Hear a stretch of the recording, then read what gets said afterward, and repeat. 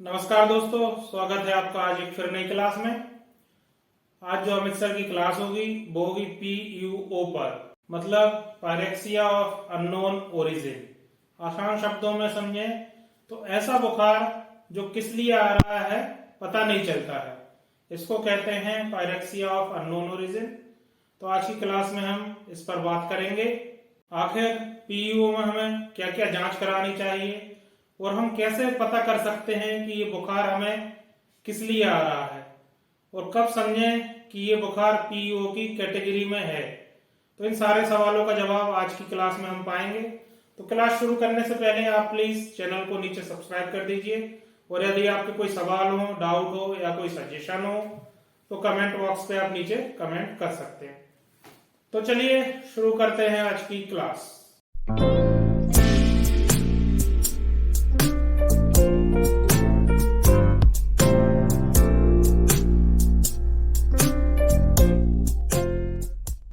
चलो आज का टॉपिक क्या है? Pyrexia of unknown origin. किसी को डेफिनेशन पता है इसकी? किसी को डेफिनेशन इसकी सबसे पहले डेफिनेशन 1961 में थी। इसकी डेफिनेशन क्या थी? तीन चीजें होनी चाहिए इसमें। पहला, fever more than 101 degree Fahrenheit on several occasion. दूसरा, time period more than 21 days. Third, more than 7 days of hospital admission। 7 days तक अगर पेशेंट एडमिट है, मोर देन 21 डेज फीवर हो गया, fever more than 101 degree Fahrenheit हो रहा है, तो अपन उसको कहेंगे पायरेक्सिया ऑफ अननोन ओरिजिन। लेकिन जो ये थी ओल्डर डेफिनेशन, अब ये डेफिनेशन नहीं फॉलो होती है। अब डेफिनेशन में सिर्फ सिंपल सी चीजें हैं। अगर फीवर आ रहा है मोर than 101 degree Fahrenheit, 3 OPD visit या फिर 3 डेज ऑफ एडमिशन। अगर इससे ज्यादा है, 3 दिन से ज्यादा पेशेंट कोई एडमिट है या फिर 3 ओपीडी विजिट में आपके पास आया है लेकिन फिर भी उसका फीवर नहीं उतर रहा है, तो आपको उसको डायग्नोज कर दोगे आप पायरेक्सिया ऑफ अननोन ओरिजिन। अब आते हैं अपन पायरेक्सिया ऑफ अननोन ओरिजिन की कॉजेज क्या है। पायरेक्सिया ऑफ अननोन ओरिजिन को आपको ट्रीट करना है तो आपको नॉलेज बहुत होनी चाहिए। जब तक नॉलेज नहीं होगी तब तक आप उसको इन्वेस्टिगेट कैसे करोगे ना। परसिस्टेंट फीवर आ रहा है, फीवर आने के उसको मेन तो 4 भाग में डिवाइड करते हैं उसको। पहला, इन्फेक्टिव एटियोलॉजी। 50 to 60% केसेस में इन्फेक्टिव एटियोलॉजी होती है। दूसरा, मैलिग्नेंसीज 20 to 30% तक मैलिग्नेंसी होती है। तीसरा, कोलेजन वेस्कुलर डिसीज, कोलेजन है जिसकी कार्डियोवैस्कुलर डिसीज नहीं, कोलेजन वेस्कुलर डिसीजेस 10%। और चौथा हो जाएगा मिसलेनियस, ये हो जाएगा लेस देन 5%। तो मेनली अपन अगर किसी को फीवर नहीं आ रहा है, फीवर कंटिन्यूसली आ रहा है, कंटिन्यूसली अपन ट्रीट कर रहे हैं, नहीं ठीक हो रहा है, तो 50 to 60% तक इन्फेक्टिव एटियोलॉजी मानते हैं, मतलब ज्यादातर केसेस उसके इन्फेक्टिव ही निकलेंगे। अब आते हैं कि अपन डायग्नोस कर क्यों नहीं पाते हैं, फीवर ऑफ अननोन ओरिजिन का डायग्नोस कर क्यों नहीं करते हैं, उसके क्या क्या कारण है। सबसे पहला कारण क्या है कि जो डिसीज है, डिसीज फ्लेयर अप ही नहीं होती। डिसीज के लिए कोई डायग्नोसिस के लिए अपने पास टेस्ट ही नहीं है। शुरुआत के 3 दिन है, शुरुआत के 3 दिन तक हॉस्पिटल एडमिशन है, शुरुआत के 3 ओपीडी विजिट है। कई डिसीजेज ऐसी हैं जिसमें अपने पास कोई कंफर्मेशन डायग्नोसिस के लिए टेस्ट ही नहीं है। जैसे सबसे पहले आ गया ट्यूबरक्लोसिस। ट्यूबरक्लोसिस में क्या होता है? ट्यूबरक्लोसिस पल्मोनरी ट्यूबरक्लोसिस है, तब तो सिम्टम्स आते हैं उसके, ठीक है, सिम्टम्स आ रहे हैं, स्पुटम ए भी करा लिया अपन ने, स्पुटम ए भी नेगेटिव आया, एक्सरे टेस्ट क्लियर आ गया। अब पल्मोनरी ट्यूबरक्लोसिस में तो पेशेंट को सिम्टम्स भी आएंगे। अगर पल्मोनरी ट्यूबरक्लोसिस के अलावा और कहीं की ट्यूबरक्लोसिस है, एब्डोमिनल ट्यूबरक्लोसिस है, पेरिनियल है ना, अपनी एंडोमेट्रियल ट्यूबरक्लोसिस है, बोन टीबी है, पॉट्स स्पाइन है, तो इसमें सिर्फ पेशेंट फीवर से प्रेजेंट करेगा और कोई सिम्टम्स आएंगे नहीं। तो अपने पास इनिशियल जो है इन्वेस्टिगेशन ही नहीं है कि उसको इतनी जल्दी इन्वेस्टिगेट कर पाए अपन। सबसे मेन कारण तो यही है कि अपने पास कोई टेस्ट ही नहीं है जिससे अपन टेस्ट कर पाए कि कंफर्मेशन हो जाए जिससे ट्यूबरक्लोसिस है। दूसरा आता है क्या? Typhoid fever. टाइफाइड फीवर भी एक बहुत कॉमन कॉज है पायरेक्सिया ऑफ अननोन ओरिजिन का, क्योंकि टाइफाइड फीवर के लिए भी जैसा बताया था मैंने, फर्स्ट वीक में क्या होता है, फर्स्ट वीक में उसके डायग्नोसिस के लिए सिर्फ एक ही टूल है, ब्लड कल्चर। ब्लड कल्चर अपने यहाँ होता नहीं है, या होता भी है तो उसकी रिपोर्ट ही 3 दिन में आती है, 3 दिन तक तो भर्ती रहेगा तो वो वैसे ही पीयू में चले आएगा, तो इसके पास अपने पास डायग्नोसिस के लिए कोई क्लू ही नहीं है। और क्या क्या चीजें होती हैं, मैलिग्नेंसी। मैलिग्नेंसी होती है इसमें से जो हेमेटोलॉजिकल मैलिग्नेंसी होती है, बोन मैलिग्नेंसी होती है। बोन मैलिग्नेंसी हो गई, बोन मैलिग्नेंसी सिर्फ बोन मैरो में ही प्रेजेंट है, ब्लड में आई नहीं है वो, तो ब्लड में आई नहीं है तो अपन सीधे अपन इन्वेस्टिगेशन, इनिशियली कोई अपने पास इन्वेस्टिगेशन ही नहीं है। और बोन मैरो में भी आई है तो बोन मैरो में जरूरी नहीं है कि पूरे बोन मैरो में प्रेजेंट हो, अपन ने बोन मैरो टेस्ट कर लिया उसमें भी नहीं आया, अब बोन मैरो टेस्ट किया उसकी रिपोर्ट ही 3 दिन में मिलती है। और जैसे कोई सॉलिड कैंसर भी है, तो सॉलिड कैंसर भी जो है इनिशियली तो अपन को जैसे गैस्ट्रिक है, गैस्ट्रिक के अंदर सीधे अपन एंडोस्कोपी पे नहीं जाएंगे, एंडोस्कोपी कराते हैं तो भी वो शुरुआत में प्रेजेंट नहीं करता, आती नहीं है मैलिग्नेंसी। तो कुल मिला के ये है कि पायरोक्सिया ऑफ अननोन ओरिजिन का मेन कारण ये है कि अपने पास जो डिसीज हो रही है ना, उनके इनिशियली टेस्ट ही नहीं है अवेलेबल, टेस्ट अवेलेबल हैं तो डिसीज इतनी जल्दी प्रेजेंट करती भी नहीं है।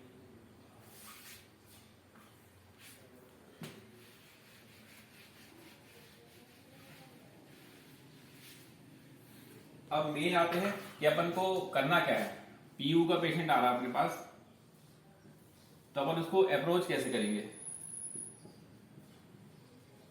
सबसे पहला काम है उसको कंफर्म करना है कि ट्रू फीवर है या नहीं है।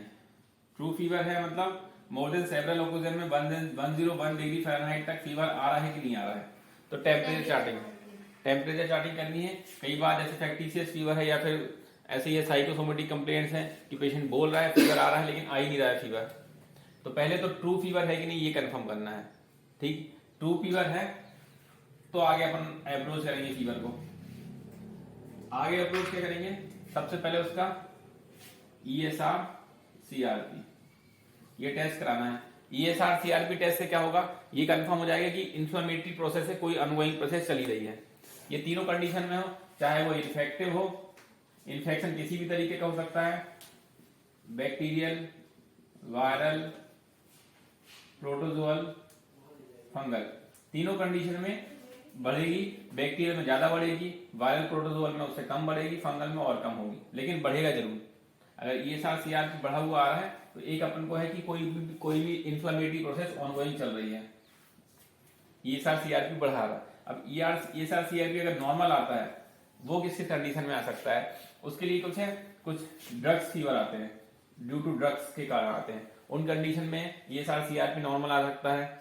कुछ लेप्टोस्पायरल रिकेट्सियल फीवर आते हैं उसमें भी ESR CRP नॉर्मल आ सकता है, वो एक्सेप्शंस है। ज्यादातर केसेस में अगर ESR CRP बढ़ा ही आएगा तो उसकी कितना बढ़ा हुआ उसके हिसाब से अपन इन्फेक्टिविटी देख सकते हैं।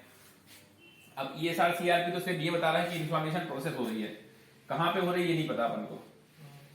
तो सबसे ये अगर एक बार डायग्नोज हो गया, उसके बाद सेकंड नंबर में आपको सिस्टम देखना है, सिस्टम कौन सा इन्वॉल्व है, रेस्पिरेटरी सिस्टम है, CVS है, और एब्डोमेन है, कि CNS है, या फिर अदर्स में सिस्टम है।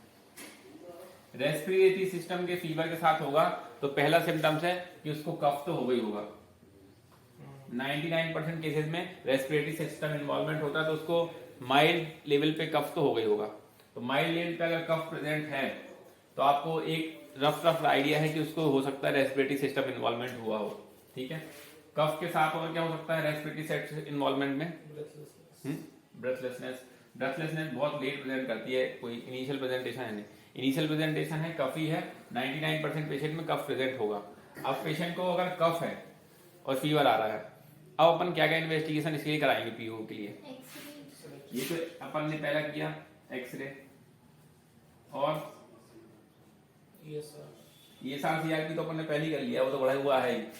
और क्या कर सकते हैं, एक्सरे नॉर्मल आ गया, CBC में अपन को सेप्टिसी में आएगा, ठीक है, CBC भी ठीक है। ये पीओ के डायग्नोसिस तब बना रहे हैं अपन जब अपन रूटीन इन्वेस्टिगेशन कर चुके हैं, रूटीन इन्वेस्टिगेशन में डायग्नोस नहीं हो रहा है, रूटीन उसका LFT KFT सब कर लिया अपन ने, वो सब नॉर्मल आ रहा है, एक्सरे कराया एक्सरे नॉर्मल है, और आगे क्या कराएंगे उसको, परसिस्टेंट कफ तो है ही, और क्या कर सकते हो, स्पुटम AFB या फिर स्पुटम ग्राम स्टेन। अगर कोई ट्यूबरकुलर है तो AFB में आएगा, ग्राम स्टेन में बैक्टीरियल इन्फेक्शन भी आ जाएगा और दूसरा अदर कोई इन्फेक्शन हो तो। और क्या कराओगे? HRCT टेस्ट, ये कॉमनली यूज होते हैं आजकल। एक्सरे में नहीं आता, लेकिन अपन लोग कई बार एक्सरे में अच्छे से दिखता भी नहीं है, तो HRCT टेस्ट में होगा इनिशियल स्टेज ऑफ ट्यूबरकुलोसिस है या फिर इनिशियल स्टेज ऑफ और कोई कोलिजन वेस्कुलर डिसीजेज है, SLE है, ये सब आ जाएंगे इसमें। इनिशियल स्टेज ऑफ मैलिग्नेंसी वो भी कवर होगी इसमें। और क्या करा सकते हैं? स्पुटम में कई बार नहीं आता तो अपन ब्रोंकोएल्वुलर लवाज करते हैं, है ना, एंडो ब्रोंकोस्कोपी है, ब्रोंकोस्कोपिक लवाज देखते हैं, ब्रोंकोस्कोपिक लवाज से कराते हैं। और उससे आगे fibro optic bronchoscopy, optic bronchoscopy मतलब कि पूरा अंदर ब्रोंकस के अंदर जाते हैं एंडोस्कोप से देखते हैं ब्रोंकस में कहीं इन्फ्लेमेशन तो नहीं है या फिर कोई ग्रोथ तो नहीं हो रही है। ये यूजुअली उन केसेस में कराया जाता है जिसमें साथ में हेमोप्टाइसिस भी हो रही हो। आरटीपीसीआर नहीं करते हैं? आरटीपीसीआर मतलब किस चीज के लिए? कोविड के लिए तो अपन अभी कर रहे हैं ना, वो तो अभी के लिए चल रहा है, ये अपन ओवरऑल देख रहे हैं। कोविड आरटीपीसीआर तो एक तरीके से वायरल इन्फेक्शन देखने के लिए है, ऐसे तो बहुत सारे वायरल इन्फेक्शन अपन देख सकते हैं आरटीपीसीआर के थ्रू। ये बेसिक है, आपको अप्रोच तो इसी ग्रुप में करनी है। वो तो आजकल चल रहा है कोविड आरटीपीसीआर, 2 साल पहले थोड़ी सा कोविड कोई 2 साल पहले अपन इसी ग्रुप में अप्रोच करते थे। वो फिर आपको उस टाइम का देखना रहता है कि आप एंडेमिक, जैसे आप जिस जोन में रह रहे हो वहां कौन सी डिसीज एंडेमिक है और उस समय कौन सी चीज आगे चल रही है, वो हिसाब से। जैसे कोविड उस समय चल रहा था तो हर पेशेंट का अपन कोविड कर ही रहे थे। जब स्वाइन फ्लू चल रहा था तो स्वाइन फ्लू करते थे टेस्ट। वो टाइम टू टाइम ये, लेकिन जनरल अप्रोच है कि ये पेशेंट अपन आगे, अगर पेशेंट कफ के साथ प्रेजेंट कर रहा है, फीवर है, तो उसके लिए ये टेस्ट अपन आगे करा सकते हैं। स्टार्टिंग करनी है एक्सरे और स्पुटम से, स्पुटम एक्सरे के बाद फिर HRCT चलाना है। HRCT टेस्ट पे भी नहीं हो रहा है क्लियर तो ब्रोंकोएल्वुलर लवाज और फाइब्रो ऑप्टिक ब्रोंकोस्कोपी करानी है। अब कार्डियोवैस्कुलर सिस्टम इन्वॉल्वमेंट है। कार्डियोवैस्कुलर सिस्टम इन्वॉल्वमेंट में किस टाइप की डिसीज हो सकती है जो कि पायरेक्सिया ऑफ अननोन ओरिजिन से प्रेजेंट करेंगी? Acute rheumatic fever, infective endocarditis, myocarditis और ज्यादातर यही है। पेरिकार्डियल इफ्यूजन फीवर से प्रेजेंट थोड़ी करता है, ट्यूबरकुलर पेरिकार्डियल इफ्यूजन हो सकता है।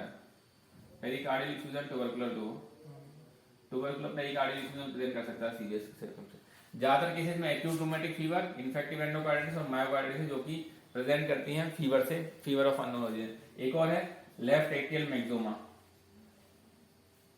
ये हार्ट का कैंसर होता है, लेफ्ट एट्रियम का कैंसर है लेफ्ट एट्रियल मैक्सोमा, ये फीवर से साथ प्रेजेंट करता है। इसके लिए सबसे पहले आप करोगे वही ESR-CRP करा, उसके बाद अपन कार्डियक एंजाइम टेस्ट करेंगे। कार्डियक एंजाइम जो बताते हैं कि जो मायोकार्डियम में इन्फ्लेमेशन हो रहा है कि नहीं, CPKMB और TROP-I, ये बताते हैं कि कार्डियक में इन्फ्लेमेशन हो रहा है कि नहीं। ये एक्यूट MI में भी पॉजिटिव आएंगे और मायोकार्डाइटिस में भी पॉजिटिव आएंगे, इन्फेक्टिव एंडोकार्डाइटिस में भी पॉजिटिव आएंगे। इसके बाद लाइन पे आते हैं इकोकार्डियोग्राफी। इकोकार्डियोग्राफी से अपन देख लेंगे कि कोई भी वेजिटेशन प्रेजेंट है कि नहीं। इन्फेक्टिव एंडोकार्डाइटिस में वेजिटेशन प्रेजेंट होगा, मायोकार्डाइटिस में जो आपकी मसल्स है उसकी कॉन्ट्रेक्टिलिटी थोड़ी सी कम होगी, थोड़े से चैम्बर डायलेटेड मिलेंगे।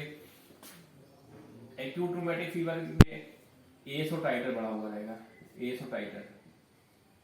तो एक्यूट रूमेटिक फीवर के लिए भी साइन लिखेंगे इकोकार्डियोग्राफी में। और पेरिकार्डियल इफ्यूजन और लेफ्ट एट्रियल में, तो ये इकोकार्डियोग्राफी से पता चल जाएगा। तो इकोकार्डियोग्राफी एक तरीके से बेसिक टेस्ट हो गया है कि अगर पायरेक्सिया ऑफ अननोन ओरिजिन है तो आपको कार्डियोवैस्कुलर सिस्टम इन्वॉल्वमेंट के लिए एक इकोकार्डियोग्राफी कराना जरूरी है। सिस्टम आपको पहले ना, अगर उसको कफ आ रहा है तब तो ठीक है, अगर कफ नहीं आ रहा तो आपको हिस्ट्री, एग्जामिनेशन, इन सब से आपको एक बार पहले सिस्टम तो पता चले कि किस सिस्टम में जाना है आपको।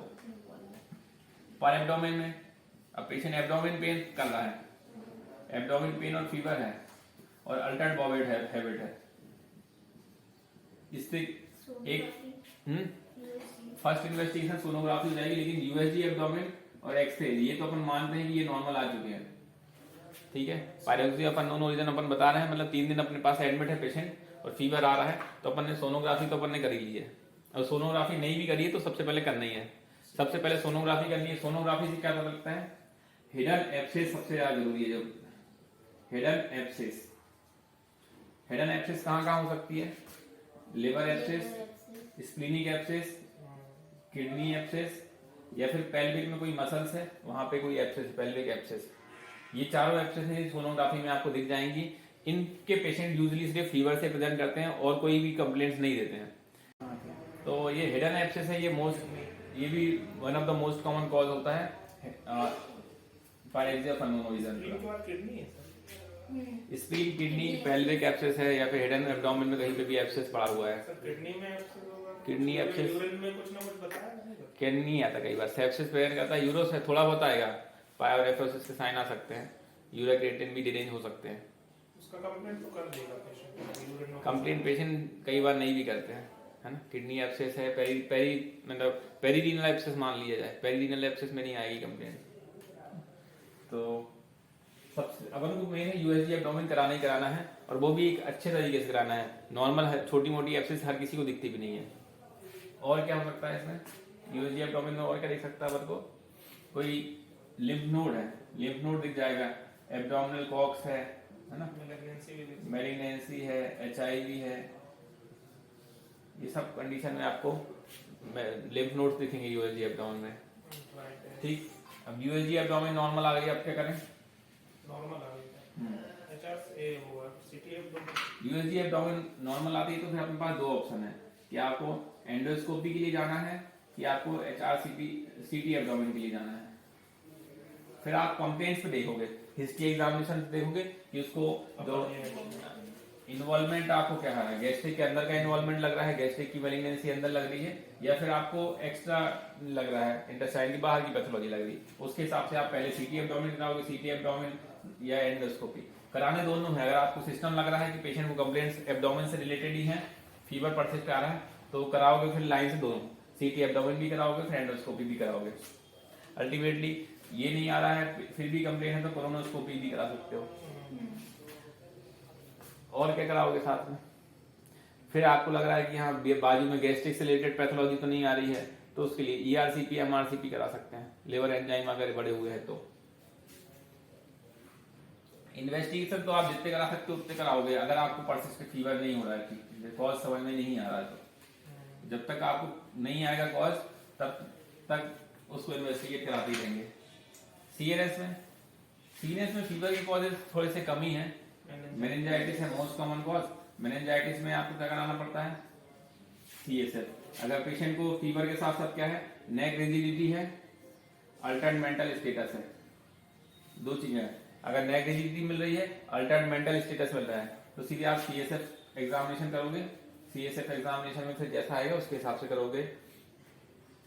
इसके अलावा आप एक सीटी हेड तो कराओगे। सीटी हेड से आपको कोई ब्रेन में एब्सेस तो नहीं है या फिर कोई मेलिग्नेंसी है, वो समझ में आ जाएगी उससे।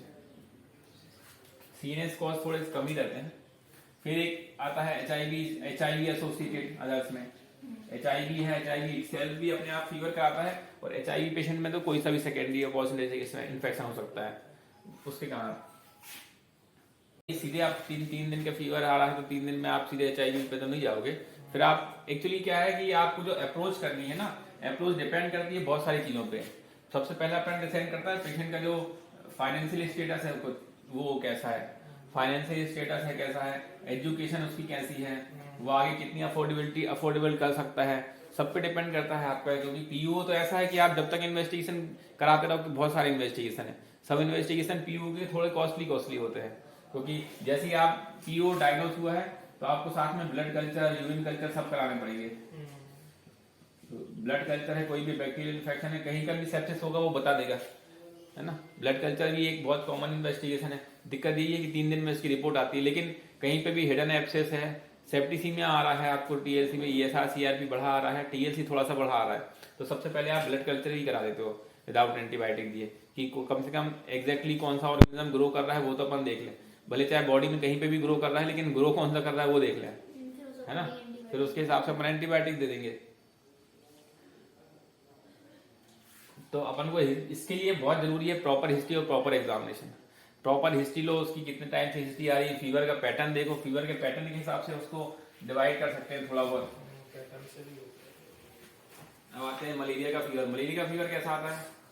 थर्ड डे मलेरिया का फीवर यूजुअली ऐसा आता है, स्पाइक्स के आते हैं। मलेरिया के स्पाइक्स आते हैं वो सेकंड, थर्ड, फोर्थ डे, मतलब इन दिन के गैप से भी आ सकते हैं कि सेकंड डे फिर स्पाइक आई, फिर ठीक हो गया अपने आप, फिर स्पाइक आई, फिर ठीक हो गया। जैसे लिवर से जो मलेरिया का पैरासाइट एकदम से जब निकलते हैं ना, तब ये फीवर का स्पाइक आता है। और टाइफाइड का फीवर कैसे आता है? टाइफाइड का फीवर यूजुअली स्टेप लेडर आता है, मतलब थोड़ा सा फीवर पहले माइल्ड फीवर रहता था, फिर बढ़ा, फिर माइल्ड थोड़ा सा और लेवल तक बढ़ा, और परसिस्टेंट रहता है ऐसे टाइफाइड के फीवर का पैटर्न, है ना। ये स्टेप लेडर पैटर्न आता है। फिर मेलिग्नेंसी रहती है, हॉजकिंस लिम्फोमा। हॉजकिंस लिम्फोमा का फीवर ऐसा रहता है, एकदम से बढ़ता है, फिर कम हो जाता है, फिर उसके बाद फिर बढ़ा। और कौन से? सेप्सिस, इन्फेक्टिव एंडोकार्डिटिस, उन सब में तो ऐसा रहता है कि पेशेंट को वायरल इन्फेक्शन कुछ होता है, फीवर परसिस्ट करता है, कम हुआ, परसिस्ट किया, परसिस्ट किया, बहुत लंबे समय तक, स्पाइक्स नहीं आता उसमें, लंबे समय तक परसिस्ट करता है। यूटीआई, सेप्सिस में सब आ जाता है। तो इसको प्रॉपर हिस्ट्री लेंगे, प्रॉपर हिस्ट्री से हमको फीवर का पैटर्न समझ में आएगा, किस तरफ अपन को जाना है वो समझ में आएगा, उसके आगे इन्वेस्टिगेट कितना कराना है। आज अब इन्वेस्टिगेशन के लिए देखा जाए तो जैसे वायरल और रिकेट्सियल इन्फेक्शन है, कुछ वायरल इन्फेक्शन है, रिकेट्सियल, इनके लिए तो बहुत सारी एंटीबॉडीज आ सकती है। अब वायरल में आ सकते हैं हेपेटाइटिस ए, ई, और अपना कोविड आ गया है, और